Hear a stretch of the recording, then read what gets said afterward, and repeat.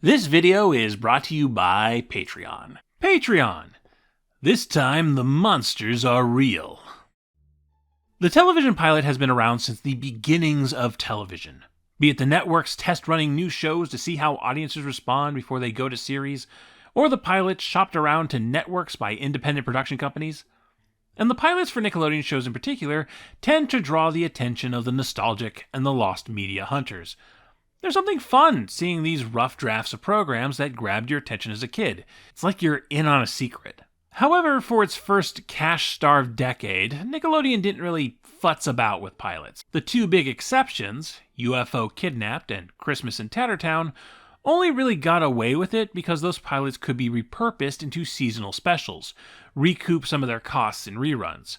However, there was no point in digging into the piggy bank if you weren't guaranteed at least a 13-episode season. It wasn't until the 1990s, when that Double Dare and Nickelodeon Studios money came rolling in, that Nick started making pilots part of their production pipeline. 1990 saw the airing of pilots for Salute Your Shorts and Welcome Freshmen, which would become major staples in 1991, as well as Rich Hall's TV Dinner Party, showing us that Nickelodeon even had money for failed pilots that didn't become series. 1991 also saw the first specials for what would become the Adventures of Pete and Pete and Nicktoons, and we'll soon touch on the pilot system that would give us the first 3 Nicktoons. And then there was that pilot that Nickelodeon aired as a Halloween special on October 25th, 1991. A show that almost didn't get made. A show that would get picked up and become a cornerstone of children's horror. A show that would become one of the most beloved live-action shows Nickelodeon ever aired. Get comfy around the campfire, everyone, because this is the tale of Are You Afraid of the Dark? Nickelodeon wants you to know that not all the scenes in Are You Afraid of the Dark are scary. For example, in this scene, just a boy listening to the radio. Oh! Okay, skip that. Well, right here, just a girl with a flashlight. Wow! Next, okay, not a bit scary here with the glasses. Wow! All right, it's a little scary, but if it wasn't, you'd have no excuse to hide under the furniture. Watch Are You Afraid of the Dark? Tonight at 9:30, 8:30 Central, only on SNICK. Once a week, a small group of friends go to a secluded spot in the woods, sit around a campfire, and one of them begins to tell a spooky story. This is the Midnight Society, a secret club of horror fans that date back decades. While its members come and go, the Midnight Society, as we're first introduced to them, includes Gary, played by Ross Hull, the bookish leader of the group and a fan of magic, whose stories tend to feature kids on the bad end of some sorceries. Like The Tale of the Pinball Wizard, where a boy disobeys his boss and messes around with a new pinball machine in the back, only to find himself trapped in a large, pinball machine-themed dimension. Hope you enjoy your free games. You'll be playing them forever.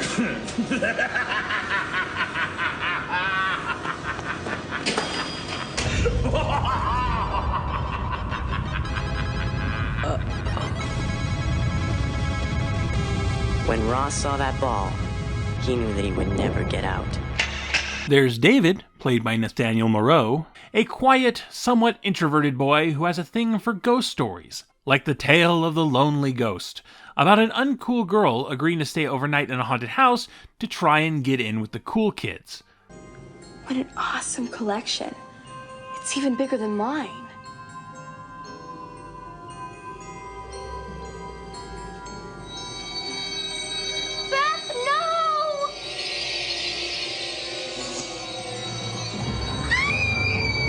There's Kristen, played by Rachel Blanchard, who's a bit theatrical, bringing in props and costumes as she tells her stories, such as The Tale of the Hungry Hounds, about a girl who becomes possessed by her dead aunt's spirit, who has unfinished business involving the hounds.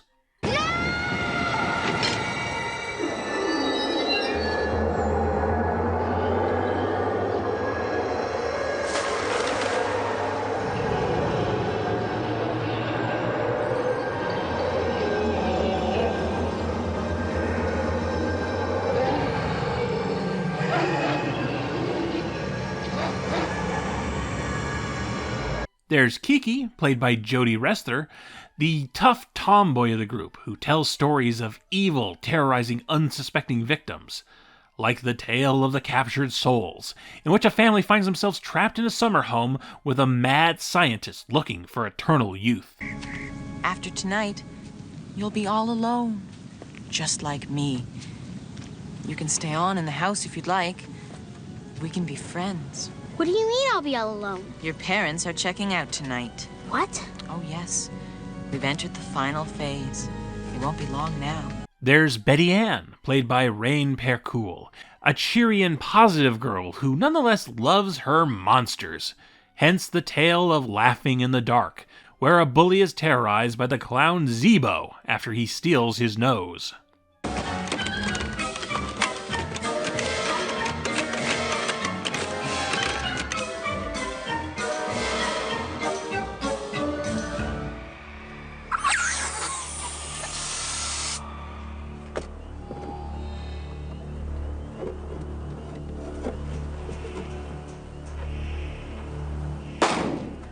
There's Eric, played by Jacob Tierney, who taps into folklore and his Irish heritage with stories like The Tale of Jake and the Leprechaun, where a young aspiring actor finds himself in a play that's secretly a ritual for an evil banshee. You guys see what I see? What is it? Did we miss this in rehearsal or something? What is this? You're all mine. Help! Help somebody! This is really happening! You're made forevermore. Hello, Court. Or is it Aaron now? And finally, there's Frank, played by Jason Alisharan, the new kid of the group. A bit of a punk who nonetheless impresses the Midnight Society with the tale of the Phantom Cab, introducing a reoccurring villain into the mix, the one and only Dr. Vink, played by Aaron Tager. Behold, a true wonder of nature. The brain of a wild boar. Ew! Cool! I've discovered that long after the body dies, the brain still gives off electric impulses. Can you imagine if that energy could be harnessed? And I am not a nutbag. Of course, time passes. Kids move away, get too busy, lose interest, so our cast of storytellers is always changing, filtering in and out with each season, keeping the campfire fresh. Are You Afraid of the Dark is a proper horror anthology show with no continuous storylines and only a small handful of reoccurring elements. Dr. Vink shows up from time to time, of course, as does Sardo, played by Richard Dumont, the proprietor of a magic store where many of a story's cursed artifacts originate. What can I do for you? Are you Mr. Sardo? That's Sardo. No, mister. Accent on the toe. So, what are you looking for? A potion? A rare book? A priceless magical object that only I can provide? No, I just need another pair of these. That'll be $3.50. Stories on Are You Afraid of the Dark come in many flavors, from goofy nonsense to incredibly dark and serious. You never knew what you were going to get with each episode, though a few flavors were more common than others. Flavor 1. Stuck in a Bizarro World. It's that classic Alice in Wonderland flavor. You have a normal kid who is already dealing with the complexities of life suddenly get whisked away to a place where everything is on its head.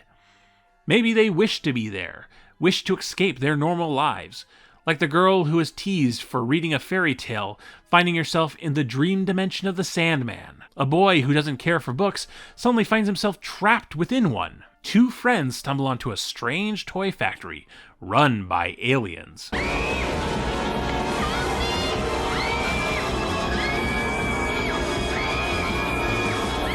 As you might expect, Are You Afraid of the Dark was a show with a typically limited children's television budget, about $5 million per season. But while you can see the edges from time to time, for the most part they knew exactly what they needed to put that money into. Like in the Sandman episode, The Tale of the Final Wish, they knew it was important to present this dream dimension as surreal and, well, dreamlike. so a lot of the focus went into that, and less onto the quality of Bobcat Goldthwait's facial hair. Flavor 2. This monster's gonna mess you up. And sometimes the reverse is true. Sometimes you just have to film on some plain Canadian streets and put all your effort into some truly menacing antagonists. There's your classic werewolf and vampire and mummy stories, of course, including an appearance from everyone's favorite public domain movie vampire, Count Orlok.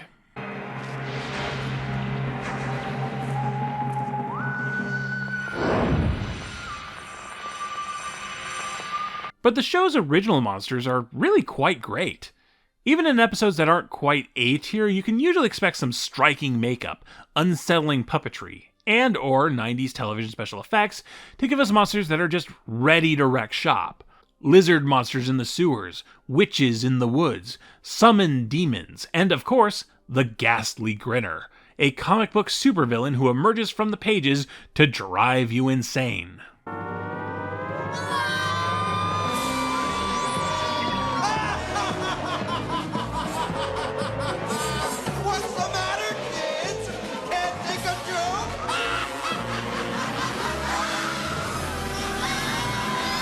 But for my money, the creepiest monster on Are You Afraid of the Dark was the corpse that haunted the school swimming pool in The Tale of the Dead Man's Float.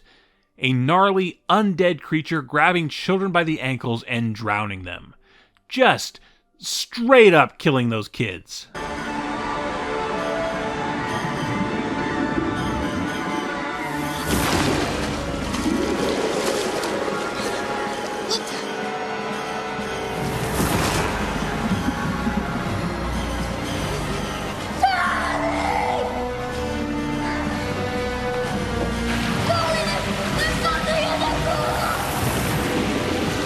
Flavor 3. Hey kids, let's contemplate death. Depending on how you look at it, Are You Afraid of the Dark was the first Nickelodeon-produced show with a serious body count. Not in the majority of episodes, but there were a few big ones where young characters do get killed by the monsters. And they got away with that because there's a degree removed here. These are diegetically fictional stories being told by the Midnight Society. Nobody in what the show is presenting as reality is getting hurt. Even then, having a kid get gobbled up by a monster is a rare sight anywhere, let alone Nickelodeon. It's yours, Andy. I'll give you anything you want. Just like I did for your uncle. Who are you? Anything you want. You only have to do one thing. What's that? Feed me, feed me.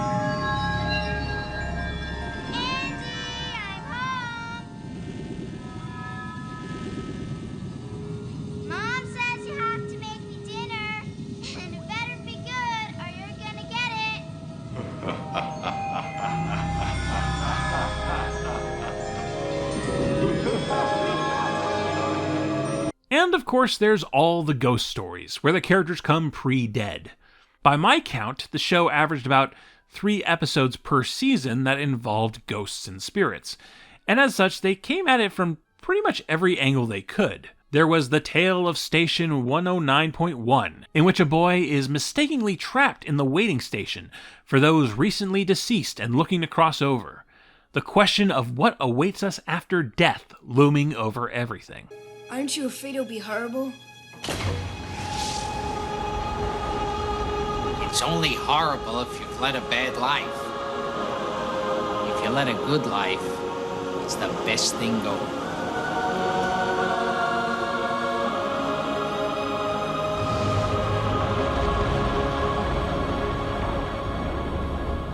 There's the tale of the shiny red bicycle, where a young man is haunted, both emotionally and literally, by the death of his best friend. As his friend's spirit tries to guide him towards something, we are faced with the grief we will feel when those close to us are gone.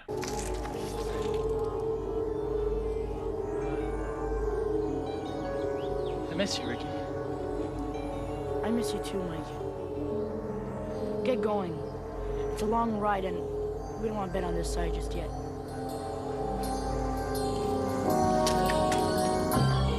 And then there's the tale of the Dream Girl, where a young man finds reality makes less and less sense before realizing that he's been dead this whole time, a ghost struggling to accept. I'm really gonna miss you, Erica. You know, you're my favorite sister. I'm your only sister.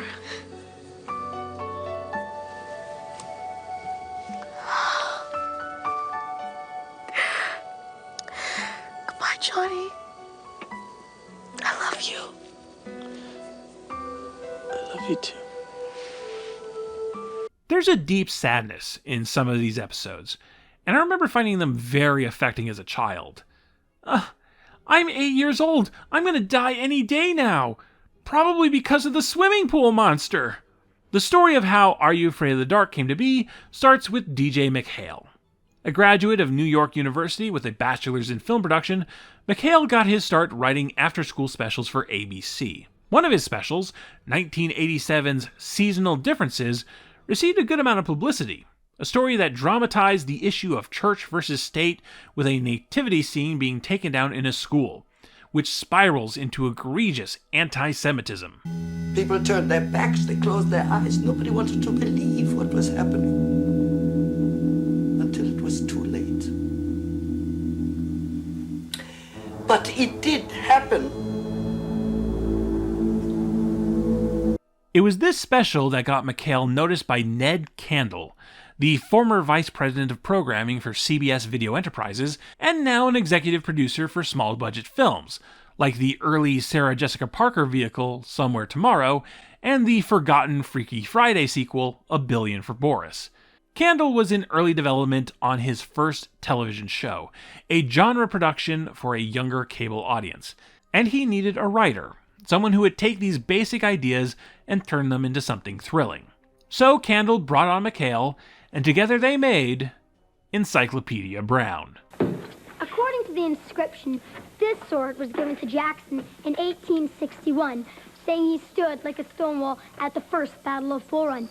Call me crazy, but if the second battle didn't happen until a year later, how did the person who made the inscription know enough to call the first battle the first when there's no way he could have known there was going to be a second? Yeah, that's right. Premiering on HBO as an hour-long special in 1989 and a 6-episode series in 1990, MacHale and Candle's adaptation of Donald J. Sobel's child detective series was a bit more broadly comedic than the original books. Whoa, bad gun safety! Bad gun safety! The Encyclopedia Brown show was okay. Maybe it's just me, but I swear every library on Earth had at least one episode on tape for however long libraries had a VHS section. In relation to Are You Afraid of the Dark, the most interesting episode was The Case of the Ghostly Rider, in which the spirit of a Wild West outlaw haunts a nearby ghost town. Is it a real ghost, or a plot to steal away some buried treasure? Encyclopedia Brown is on the case.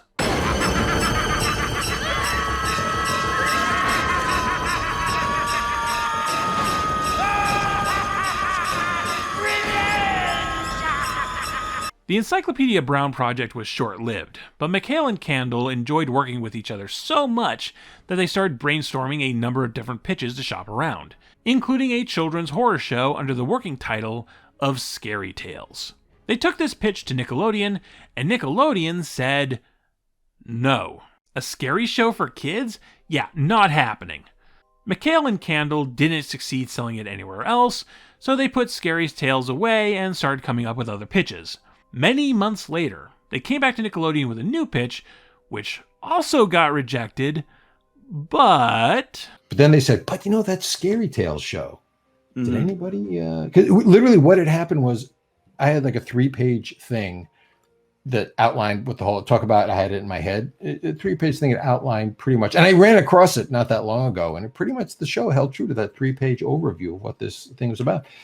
And they said no, and they stuck it into the dead letter file, you know, put it in the back in the archive someplace, you know, Indiana Jones, where the Ark is, you know, they put it back there someplace. And then in the interim between pitching that show and pitching this other show, they hired a new executive. His name was Jay Mulvaney, who was a development guy. And he was going through the files like, gee, what else? He was bored one day, I don't know. He was like, let's see what things have been turned down. oh, let's see the Scary Tales thing. What's this? This is a 3-page thing. And he read it and he's like, how come we're not doing this? Jay Mulvaney, who had transferred over from the Nick at Night department around 1990 to become the channel's vice president of development up through 1995, is one of the more unsung heroes of the Nickelodeon 90s. Not just for digging Are You Afraid of the Dark out of the trash bin, but also having a hand in getting Salute Your Shorts, The Adventures of Pete and Pete, Nick News, Roundhouse, and The Secret World of Alex Mack on the air. So yeah, with Mulvaney cheerleading the project, Scary Tales was greenlit. Kind of. Not really. See, Nick was only interested in paying for half of the show's budget. They wanted to split the bill. And if MacHale and Candle wanted it to get made, they'd have to find another production company to pay the rest. So phone calls were made, and eventually Candle signed on with Cinar, a Canadian media distribution company that was just starting to switch over to production. In fact, they only had 2 original shows under their belt at the time: the environmentalist cartoon The Smoggies, and the short-lived Family Channel fantasy series Happy Castle. Hearts! Ha! What is it with hearts anyway? I'll never understand them. A stomach can give you indigestion.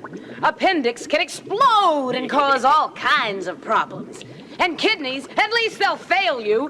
What does a heart do? Break? I have heard about broken hearts. Maybe I'm missing a miserable experience.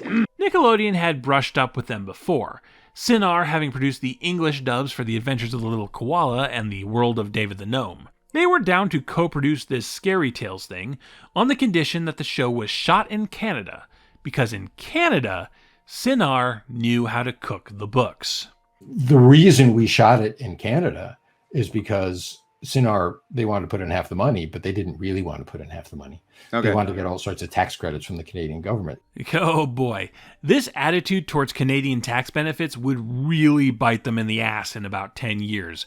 But we'll be seeing Cinar again, so I'll save that story for another day. Well, after rejection, half-hearted approval, and conditional partnerships, a Scary Tales pilot began shooting in Montreal, Quebec in July of 1991, with intent to air it as a Halloween special that year. And I guess Nickelodeon liked what they saw because in September, a month before it even aired, Nick announced that the show would go to series and premiere in full in 1992, albeit with a name change, as Scary Tales became Are You Afraid of the Dark?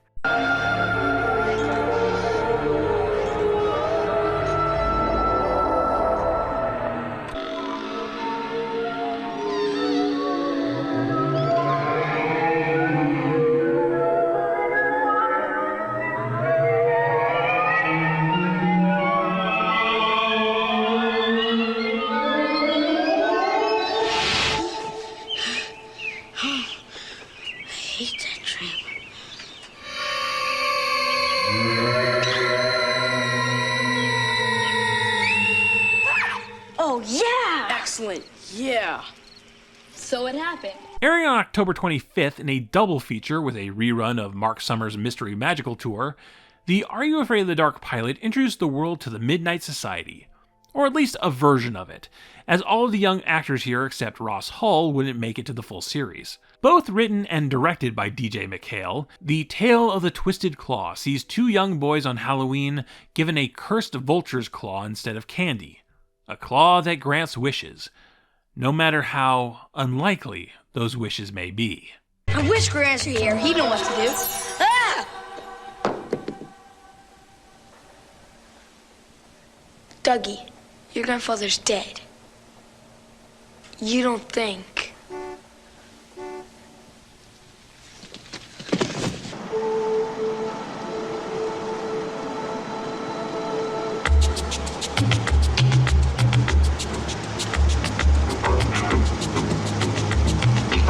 While I would call the pilot a C-tier episode compared to the series that would spawn from it, it's still a solid proof of concept. They figured out a lot right away, including font choice and theme music. A haunting ghost whistle composed by Jeff Zahn. His opening piece would then become a real bop during the end credits.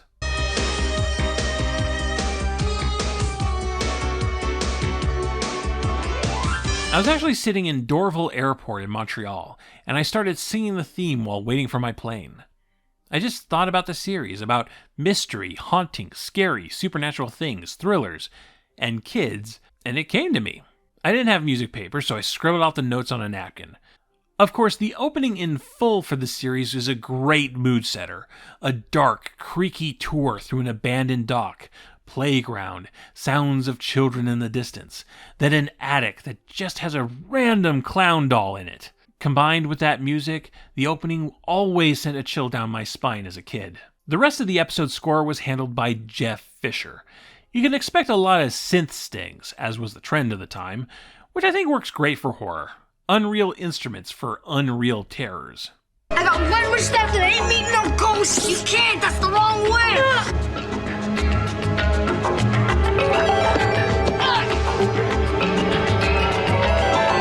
So the pilot was a success, and Nickelodeon was down to broadcast the show in the States, but they still needed someone to broadcast the show in Canada for Cinar's sake. Enter YTV, Canada's rising television network for children and young adults. Nickelodeon's northern neighbor, who would end up airing a lot of Nick programming until very, very recently. It was a no-brainer to go to them, so MacHale and Candle approached YTV, and YTV said no. So instead, Are You Afraid of the Dark's first season aired in Canada on Family Channel. YTV would soon realize what they'd passed up on and picked the show up for season 2. Why aren't you watching Are You Afraid of the Dark? I've got homework to do. Or you don't got guts. Are you afraid of the dark? Huh? Punk? As for Nickelodeon, Season 1 of Are You Afraid of the Dark would premiere on August 15th, 1992, as part of the premiere lineup for SNICK, Nickelodeon's Saturday night block for teenagers. And it did very well for itself, but wow! What a journey to get here. Why were channels like Nickelodeon and YTV so hesitant to get on board? Well, it's probably because at that point in time, children's horror on television just wasn't done. Sure, there are a lot of instances of children being irrationally scared of things on TV, but a bunch of toddlers getting spooked about the Wicked Witch of the West showing up on Sesame Street was an accident. And sure, classic horror movie monsters were all over children's media, but as sanitized, goofy cartoon characters selling breakfast cereal, not as something meant to make your skin crawl. And sure, horror television itself has been around for decades, but those were simply not aimed at children. Before 1990, the most deliberately spooky children's television show was probably Scooby-Doo, with its haunted houses and rotating cast of menacing monsters. But that was still a show about a talking dog that ate sandwiches to a laugh track, and then Sonny and Cher would show up sometimes. To be clear, I am speaking from an entirely American perspective. Other countries have different feelings towards children's horror television. British television loves scaring the crap out of kids, which is why the nearest show to Are You Afraid of the Dark Nickelodeon had aired beforehand was The Third Eye, their 1983 package show airing various British children's serials with witches, ghosts, and aliens. But as a short-lived Silver Ball era relic, I doubt Nickelodeon had The Third Eye in mind. So children's horror television wasn't a proven genre in American television going into the 1990s. Which is not the same thing as saying that there wasn't a market for children's horror television, because children love horror. The image of the Midnight Society is so effective because kids sitting around the campfire telling ghost stories has been around forever. Halloween is primarily a children's holiday. And horror movies and horror television shows attracted younger audiences, even if they weren't the intended demographics. Consider horror host shows. Horror B-movies presented by a framing device starring a creepy, campy character. One of the early successes among horror hosts was Zach Early, the cool ghoul, who hosted various shows in Philadelphia and New York through the 1950s and 1960s. And these shows were so popular with young people that the show's time slot was affecting their schooling. Late at night after the weather and all, we'd have these movies Monday and Tuesday. Then we got reports from the schools that the kids were falling asleep on Tuesdays and Wednesdays. They, in fact, one of your producers here told me it happened to him, and it was true. So they changed it to Friday and Saturday. Consider horror comic books. Through the 1940s and the 1950s, gruesome horror comic books were bestsellers. EC Comics in particular made their name with anthology series like Tales from the Crypt, The Haunt of Fear, and The Vault of Horror, in a medium aimed predominantly at younger people. By 1952, there were roughly 150 issues of horror comics published, about 30% of the comic book industry's output. Of course, the backlash against comic books around that time is pretty infamous. Between a number of congressional hearings and the release of Frederick Wortham's book Seduction of the Innocent, comic books were framed as a cause of juvenile delinquency. That's bullshit, of course, but there was enough pressure on the comic industry to self-censor themselves with the Comic Code Authority and the cancellation of nearly every horror title. And that's a major factor in all of this. Conservative, often religious reactionary groups have long targeted horror media as something damaging to young people. In my research, I stumbled onto a book from 1933 called Our Movie Made Children by Henry James Foreman, a collection of studies of film's influence on the behavior of young people that comes to the conclusion that children are not capable of separating horror fiction from reality. To the adult, it may be good art or bad, it may be clever mechanism, good photography, effective direction, successful or unsuccessful storytelling, a good movie or hokum and trash. To the young child, it is reality itself. The diffuse, chaotic reality of everyday life, intensely concentrated within the limited area of the screen. And these studies were done when a horror movie meant Lon Chaney Sr. as Phantom of the Opera. So kids have been going to see horror movies for over a century now, and authorities have tried to paint this as a bad thing for just as long. These sorts of studies have been challenged and debunked, but the machine that creates this attitude has always marched on. The watchdog groups and reactionary politicians that gave us the satanic panic over Dungeons & Dragons, Tipper Gore accusing heavy metal bands of hiding secret occult messages into their music. Jerry Laybourne was very aware of these sort of groups. She was on first-name basis with some of them, and she had been very careful to avoid that kind of backlash up to this point. And I think that had a lot to do with the initial reluctancy towards Are You Afraid of the Dark?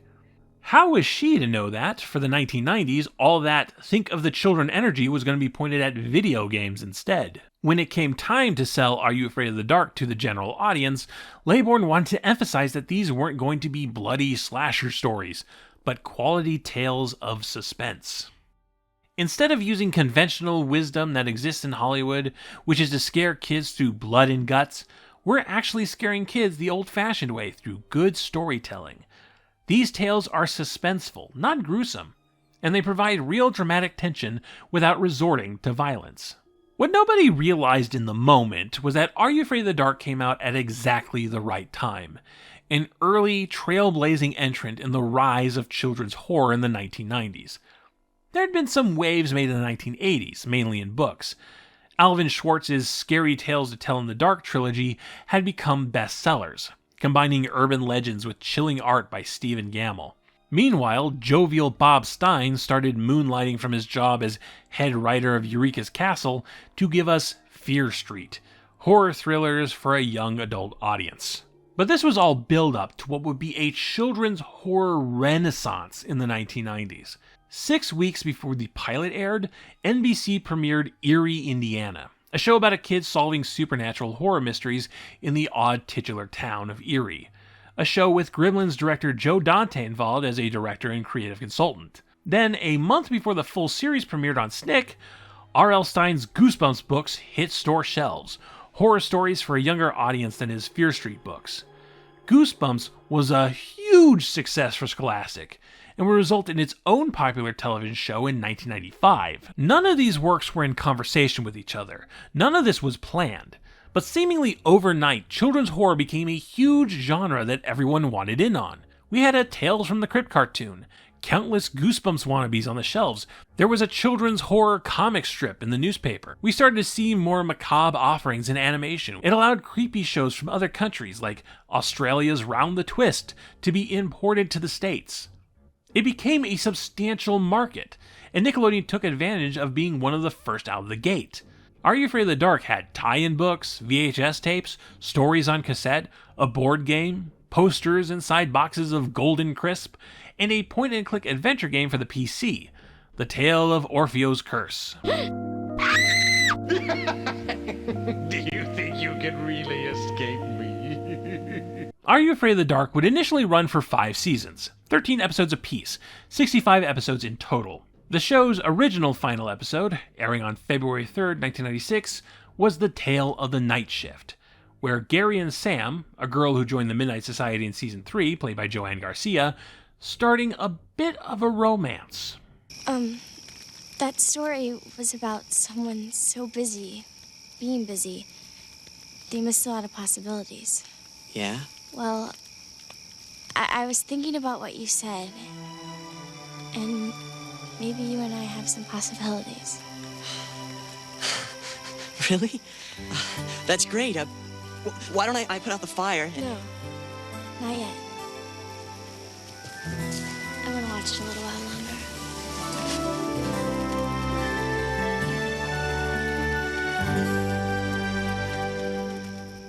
Through its run, the show maintained that final 9:30 p.m. SNICK time slot, a creepy bedtime story every Saturday night for Nickelodeon's teen and tween audience. For the next 3 years, Are You Afraid of the Dark would live in reruns, relatively successful reruns at that, usually with a spike in ratings around Halloween time. According to the Nielsen ratings, on the week of October 28th to November 3rd, 1996, Are You Afraid of the Dark took 4 of the top 50 spots in the 50 most watched cable shows that week, making it the 3rd most watched live-action Nick show after Kenan and Kel and All That, and the 12th most watched Nick show overall, just off of reruns. And for a while, that's how things stayed. Nickelodeon reran the show, DJ MacHale went off to write and direct the Tower of Terror movie, Ned Candle produced a baseball documentary series for the FX network. It looked like that was going to be the end of the story. But there was one party that wanted more. Cinar wasn't done with Are You Afraid of the Dark just yet. Nickelodeon had very little to do with bringing it back. They had their 65 episodes and that's all they wanted. It was the Canadian producer, Cinar Films, that wanted more. They had the rights to license the show internationally. By 1998, the 5-year licenses that were originally sold were running out, and Cinar wanted foreign broadcasters to re-up the series. They thought that if they had new episodes to sweeten the deal, these broadcasters would be more inclined to license them all. So they approached me to see if I'd do more. Nickelodeon agreed to air any new episodes made, but for the most part, production was going to fall on Cinar. So 3 years after the show originally ended, the band got back together for an additional 2 seasons. A lot of the original production people came back, so the new seasons fit in pretty seamlessly with the 5 that came before. There were a lot of new faces among the Midnight Society, but Gary's younger brother Tucker, who had been introduced in Season 3, played by Daniel DeSanto, bridged the gap between the 2 generations. New episodes of Are You Afraid of the Dark kicked off on February 6th, 1999. Some highlights include The Tale of the Zombie Dice, where kids get trapped in an elaborate game of life or death by the enigmatic Mr. Click. Let him go! But he lost the wager. It was all very fair. However, there is a way you could save him. If you're willing to take a chance. There's The Tale of the Virtual Pets, which honestly isn't very good, but it was a rare instance of the series tapping into modern popular trends. In this case, what if Tamagotchis were evil? What do you want? Feed me. Feed me.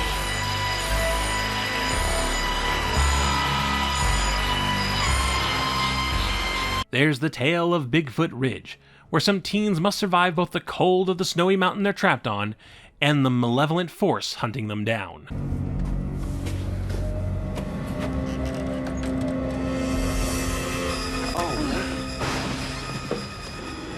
And then there was the Season 7 opener, The Tale of the Silver Sight, a massive 3-episode story that sees the Midnight Society take on a supernatural threat for the first time. We learn that Gary and Tucker's grandfather was one of the original founding members of the Midnight Society back in the 1930s, and after his sudden death, The two discover clues that the original group had encountered an ancient evil that's now on the rise again. Recruiting the rest of the modern Midnight Society, they work to track down the surviving original members, and look to stop this evil once and for all.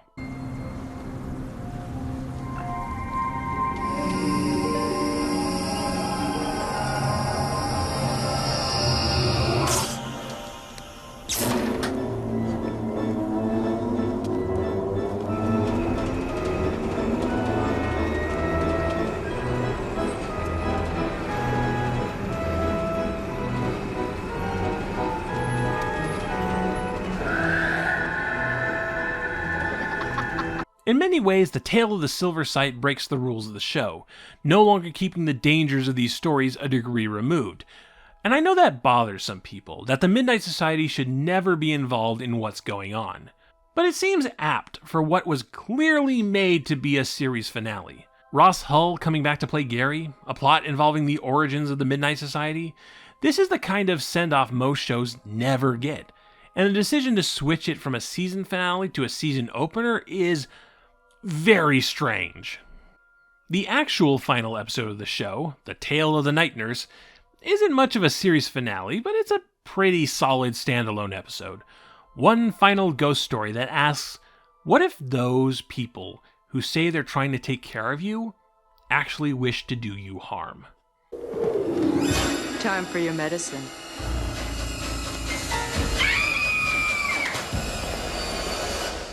Are You Afraid of the Dark's final new episode aired on June 11th, 2000.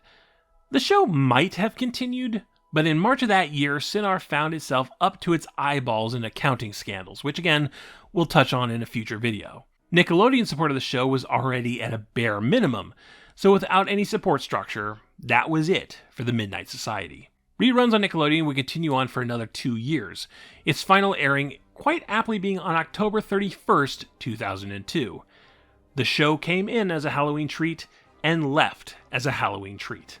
Over the years, Are You Afraid of the Dark maintained itself as a well-remembered part of millennial Nickelodeon nostalgia. The complete series was on DVD by 2008, and the show aired pretty regularly on Teen Nick. Episodes have appeared and disappeared fairly regularly on iTunes, Amazon, and YouTube. DJ MacHale would go on to break into young adult fiction, and those of a younger generation than me might know him less as the Are You Afraid of the Dark guy and more as the Pendragon guy. Once the floodgates of children's horror opened up, they never really closed. Nickelodeon would take another stab at the horror anthology thing in 2012 with Dead Time Stories, which didn't catch on. A lot of the focus in children's horror turned to video games, with properties like Five Nights at Freddy's and Bending the Ink Machine catching kids' imaginations. Then, beginning in 2015, a lot of those classic late 80s, early 90s properties came back in big ways. R.L. Stine remained a strong brand name in horror. His anthology show The Haunting Hour is, in my opinion, the nearest thing to an Are You Afraid of the Dark successor to come out of the 21st century. Goosebumps, which was still publishing new books, got a couple of movies and eventually a television show aimed at a slightly older demographic, and Fear Street got some pretty good Netflix movies to its name. Scary Stories to Tell in the Dark got a film adaptation in 2019. Unfortunately, we've yet to have our Erie, Indiana revival. And in the midst of all of this, Are You Afraid of the Dark came back. Do you like scary stories?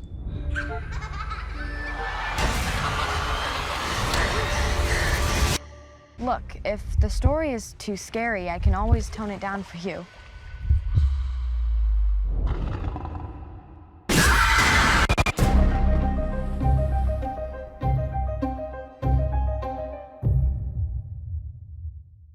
Originally conceived as a feature film for Paramount before changing over to a 3-part television miniseries written by Ben David Grabinski, Are You Afraid of the Dark, retroactively subtitled Carnival of Doom, sees Rachel, played by Liliana Ray, moving to a new school, where she makes friends with a modern iteration of the Midnight Society. In her initiation, Rachel tells the story of the Carnival of Doom, and its evil ringleader, Mr. Top Hat.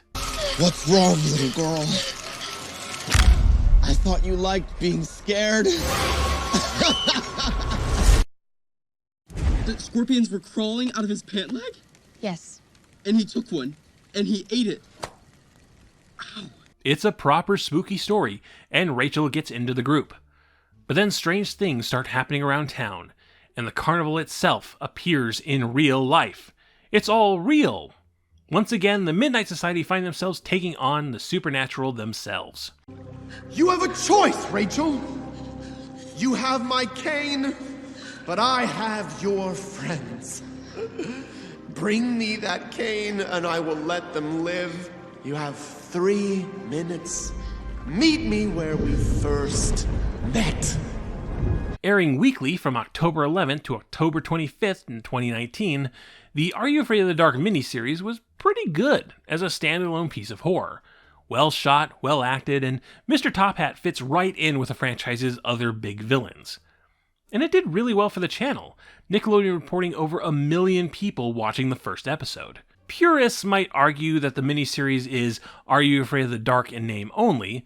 MacHale and Candle weren't creatively involved, they're only there as honorary executive producers. And obviously, some people don't like it when supernatural things happen to the Midnight Society. If you liked the reboot series, you're welcome, because, you know, Ned and I created the show, so you're welcome. If you didn't like it, we had nothing to do with it. The actual production of it had nothing to do with it. Yep. Don't blame us. I really don't think that takes away from the final product, and it's always important to remember that if you grew up with Are You Afraid of the Dark, you are no longer its target demographic. But it did raise the question, what's next? I think we all went into this with the intention that there would be many, many, many more. I think we'll always lean into the Midnight Society, how that story unfolds, whether you go with an anthology, whether you go extended into more episodes. That's something we'll react to when we see what people think. Early on, it seemed like Nickelodeon might hold on to this new cast and go back to the classic anthology format. Around the same time as the miniseries, the Nick Rewind YouTube channel released a 360 video where Graham, played by Jeremy Ray Taylor, tells the story of No Talking in the Sinking Library, a brief 3.5-minute tale, but one that implied a back-to-basics approach for the franchise. But what they could never seem to explain was why every time you were in the library, every time, you would get that feeling like someone was watching you. And any time you talked louder than a whisper, someone would immediately shush you. But when you turned to see who did it, no one was there.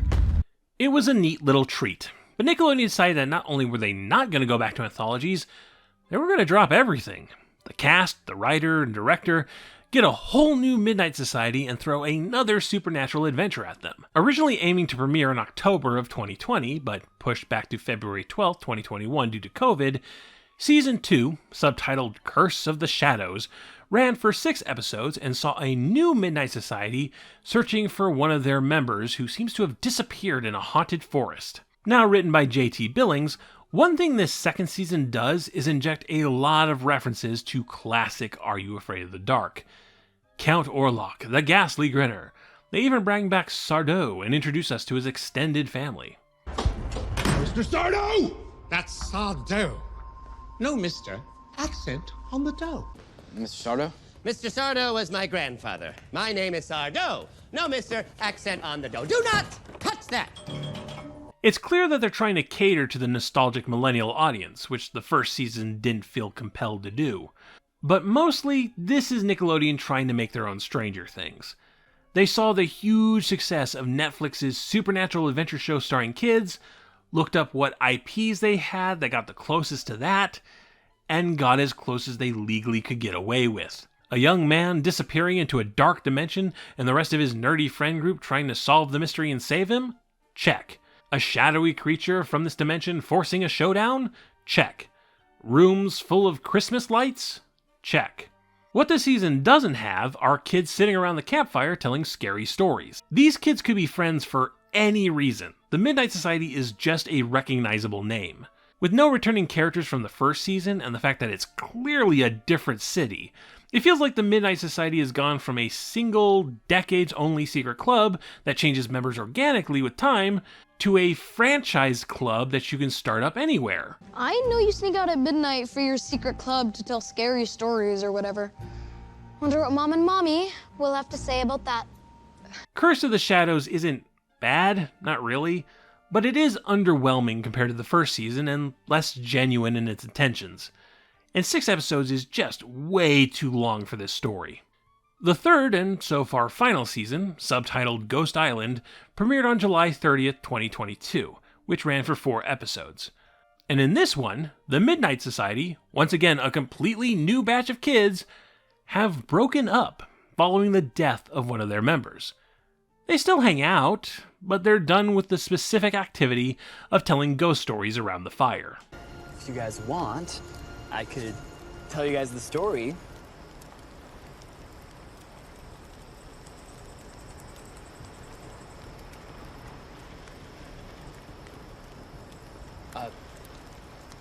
Did I say something wrong? We don't do that. It has an air of an unrelated script with references to the Midnight Society added in later. I don't believe that's true, but that's what it feels like. That said, I did like Ghost Island a bit more than Curse of the Shadows. It's more original, less reliant on references, it's better paced. Its haunted beach hotel setting feels pretty unique, and there are some inventive scares. Plus, it flirts with, if not fully commits to, a queer romance, a first for the franchise. It's like all you want to do is just be seen and tell them this crazy secret you have that's scary. Yeah, I know days like that. I like it. None of the revival seasons are bad. Carnival of Doom is the best of the 3, but they all work as standalone children's horror television, which I think is more important than staying true to some kind of Are You Afraid of the Dark mythos. Make a new good thing for audiences now instead of trying to placate middle-aged nerds like me. Ghost Island aired its final episode on August 13th, 2022, and at the time of this video, that is the final episode of Are You Afraid of the Dark to date, with no word of any more revival seasons. I doubt the franchise is gone for good, though, because like all good ghost stories, the next generation will surely iterate on it and make it their own. All 3 revival seasons are available on physical media, but Paramount Plus took them off their streaming service not too long ago. There are 2 stories when it comes to Are You Afraid of the Dark? The audience story and the production story. The audience story is about a show that helped kick off a huge children's horror movement in pop culture. A show that was well written and proper spooky for young audiences at all points in time from 1991 to 2022. A show that helped kick off the SNICK block. A show that is remembered fondly and still talked about with passion. The production story is about a show that Nickelodeon was happy to make money from, but could hardly be bothered to actually support. From their initial pitch rejection, to their splitting production costs with a shady Canadian company, to their shrugging off helping with the 2 revival seasons, to using the IP for nostalgia bucks while making 3 reboot seasons that are fairly far removed from the show's original idea. The fact that we got so much good young adult horror from all of this is kind of remarkable. But it's because the people who cared about good storytelling and genuine scares have always been behind the wheel. And no doubt there will be more stories to come. Maybe in name, maybe not, but at least in spirit. There's no closing the box on children's horror anymore. Happy Halloween.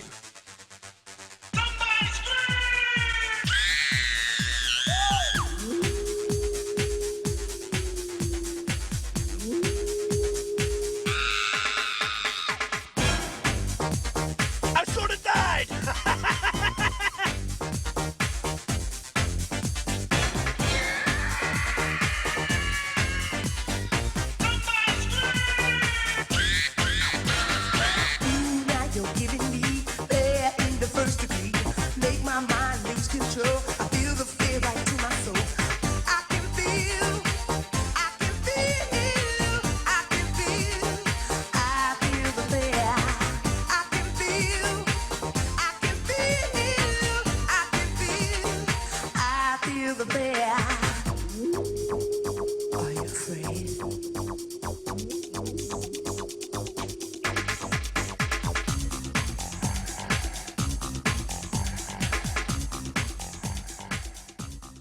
Next time, it's the moment you've all been waiting for, the arrival of Nicktoons.